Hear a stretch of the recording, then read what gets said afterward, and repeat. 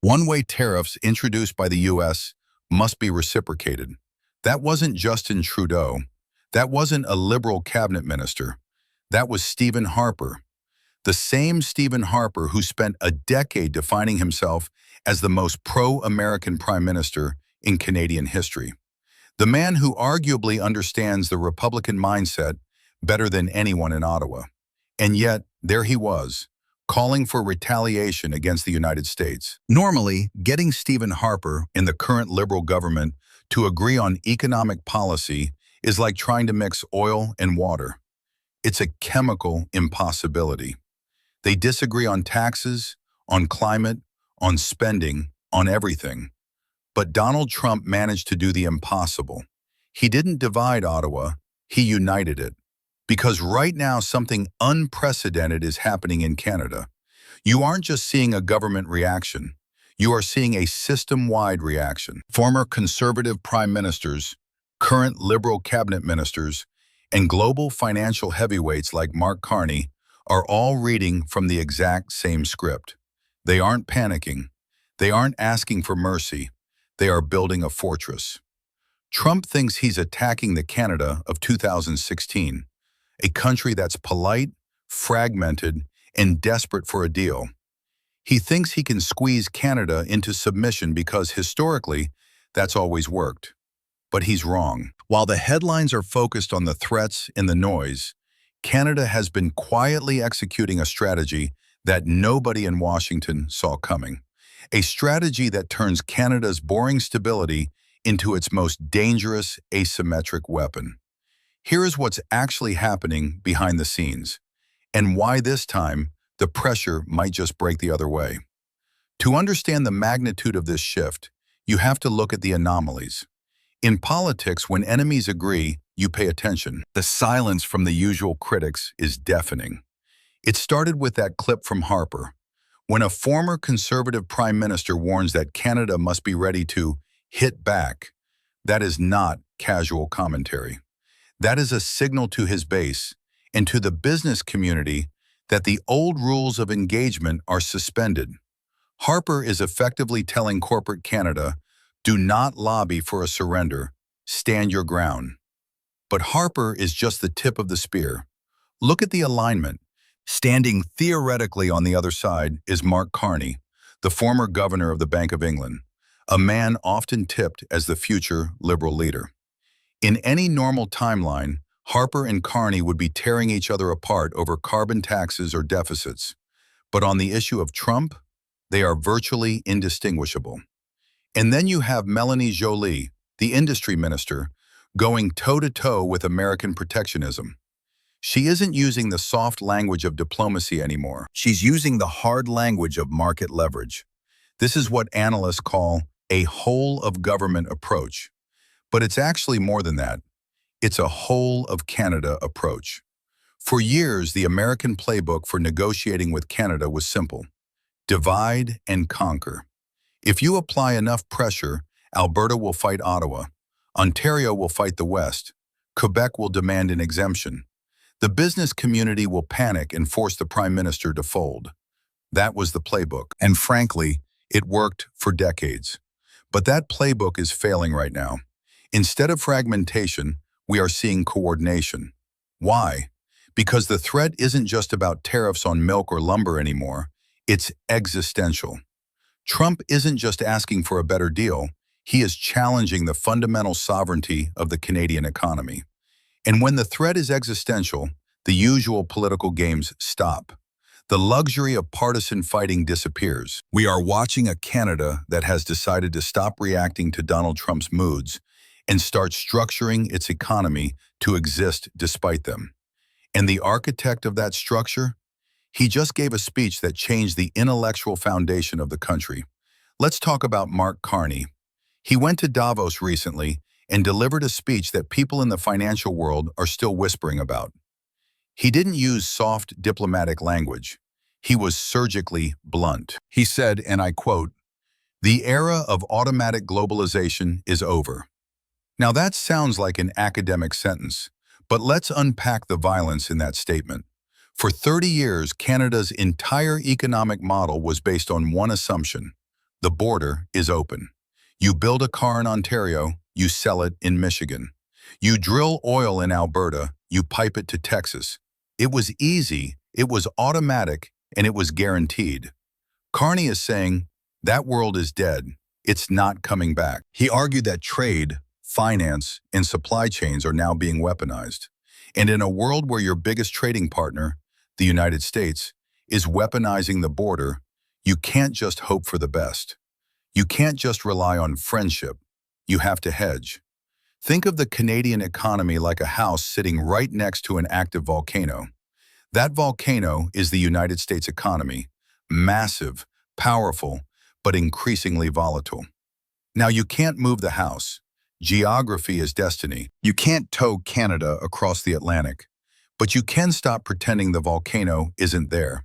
You can buy fire insurance. You can reinforce the roof with steel. You can build a diversion wall against the lava flow. That is exactly what Carney is doing. He is treating the United States not as a partner, but as a political risk. In financial terms, this is a massive distinction. A partner is someone you grow with. A risk is something you insure against. Harvard analysts caught this immediately. They noted that Carney is hardly a radical. He's the ultimate establishment figure. Goldman Sachs, Bank of Canada, Bank of England. He is the system. So when he says we need to decouple from the old way of doing things, it's not radical rhetoric. It's a new operating system for the West. He's telling Canadian businesses, do not rely on American goodwill. It doesn't exist anymore. Build resilience instead. This doctrine is reshaping how Canada spends money, how it signs trade deals, and most importantly, how it pitches itself to the world.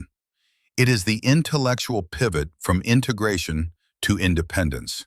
And nowhere is this pivot more visible or more critical than in the one industry Trump cares about the most. If there is a front line in this economic war, it's the auto sector. This isn't just about cars. It's about the heartbeat of the Ontario economy. It's about hundreds of thousands of jobs in Windsor, Oshawa, and Oakville.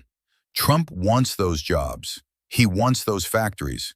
His entire political platform is built on the promise of bringing manufacturing back to the U.S., by force if necessary. But look at the reality on the ground. Melanie Jolie pointed this out recently, and the stat she used is staggering. It is all in for automaking in Canada, producing 77% of all our auto production, specifically referring to global giants like Honda and Toyota. Think about that. The vast majority of Japanese auto production in this region is happening north of the border. Why? Why are Japanese and Korean companies pouring billions into Canada right now? Why aren't they rushing to the U.S., where the market is 10 times bigger and the subsidies are louder? Because of one word: stability. In the U.S. right now, policy changes with a tweet. One day EVs are the future. The next day they are the green scam. One day you get a subsidy. The next day it's repealed because the administration changed. Capital hates uncertainty. If you are a CEO planning a 20-year investment, you cannot build a billion-dollar factory on a foundation of political mood swings. Canada is making a very different bet. The pitch to global investors is boring, but incredibly effective. We are boring.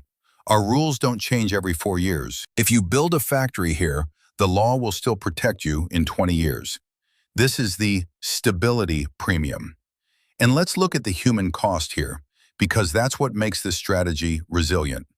These aren't just numbers on a balance sheet. We are talking about the mortgages of workers in Windsor. We are talking about the pension funds invested in these plants. When Canada fights for these factories, it isn't fighting for trade abstractly. It is fighting for the social contract. That creates a level of resolve that Trump underestimates. And looking ahead, the numbers back this up. Projections suggest that by 2035, 40% of cars sold globally will be EVs.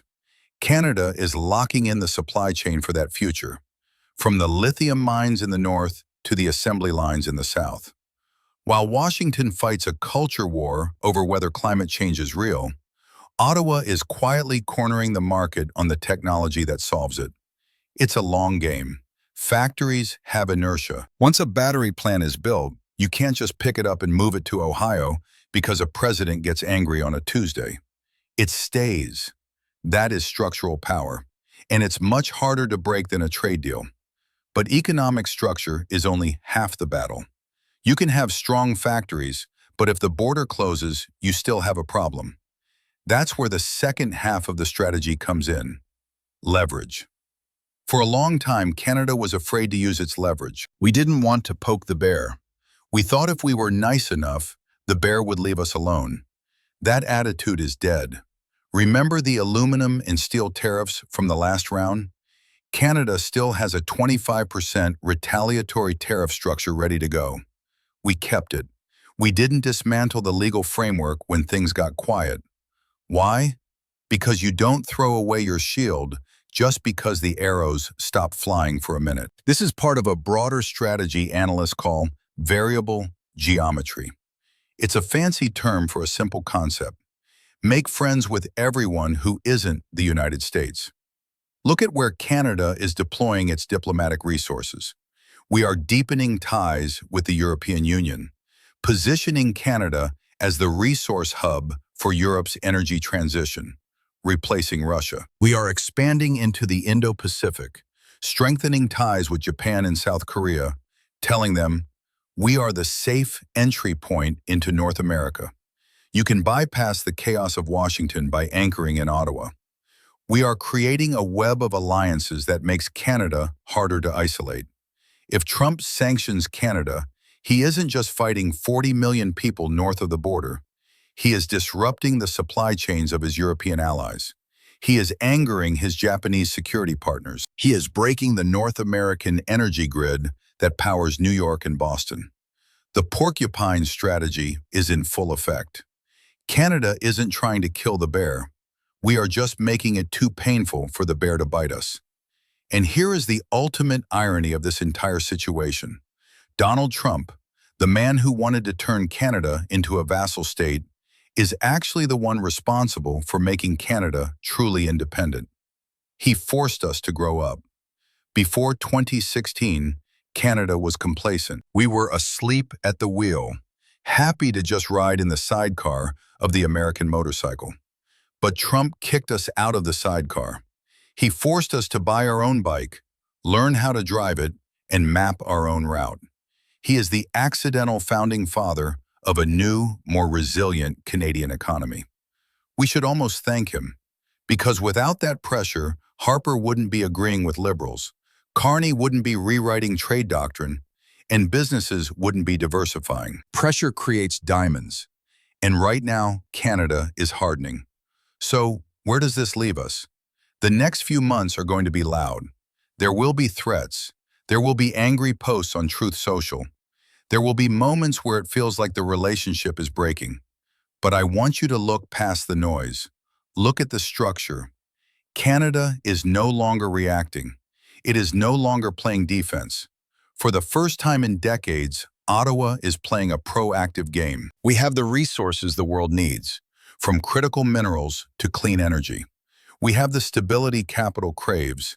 And finally, we have a political class that has realized they are on the same team.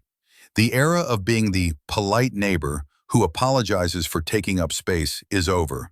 We are now the strategic partner. And if that partnership isn't respected, we have the tools to protect ourselves. Noise grabs attention, but structure creates power. Canada doesn't need to shout to be heard. We just need to succeed in silence. And right now, that is exactly what we are doing. Thanks for watching. If you want to understand the real machinery behind these headlines, make sure you're subscribed. We'll be tracking every move this fortress makes. See you in the next one.